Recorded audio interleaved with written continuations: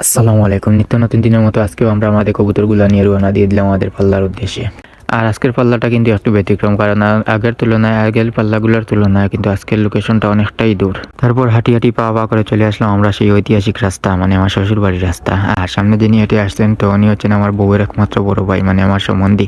উনি কিন্তু আমার মতো কবুতর প্রেমী, আমার মতো বললে ভুল হবে, উনি আমার থেকে খুব বেশি কবুতর প্রেমী। আর আজকে আমরা চিন্তা করলাম যে দুইজনে একসাথে পাল্লা দিব। আমাদের এইদিকে রাস্তার কাজ চলার কারণে গাড়ি চলাচল অনেকটাই কম, আর আমরা গাড়ির অপেক্ষা না করে হাঁটি হাঁটি পা পা করে রওনা দিয়ে দিলাম, কারণ আজকে আমাদের লোকেশনটা কিন্তু অনেকটাই দূর। তো আমরা যত দ্রুত যাবো ততই কিন্তু আমাদের জন্য মঙ্গল। আর সেই মঙ্গলকে সঙ্গল বানিয়ে অবশেষে আমরা হাঁটি হাঁটি পা পা করে চলে আসলাম আমাদের সিলেট জেলার শেষ সীমান্তে অবস্থিত ঐতিহাসিক সেই বারোগ্রাম বাজারে।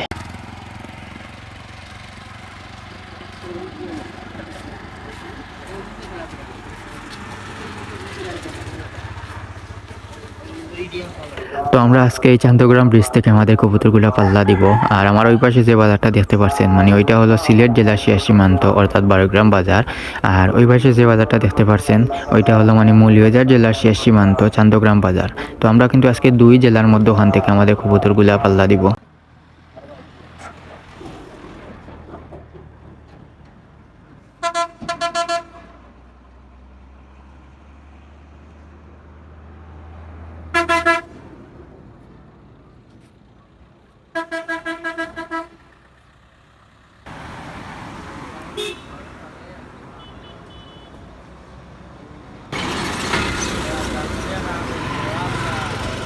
ওই ফুলি কেটে দেখা ফাঁকা ফের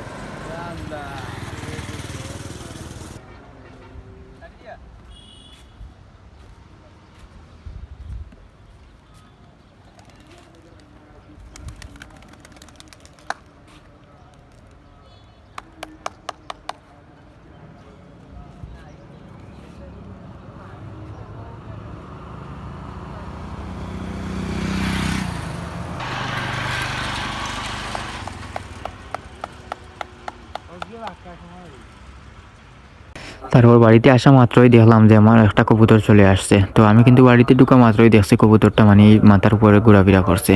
আর তো এটা হলো কিন্তু আমার রেসার যে কবুতর, ওই কবুতরটা। তো আমি ছাড়ছি একটা রেসার আর একটা গিরিবাজ। তো ওর গিরিবাজ কবুতরটা কিন্তু এখনো আসেনি, তবে রেসার কবুতরটা চলে আসছে। যাই হোক, আল্লাহ ভরসা, দেখা যাক কি হয়।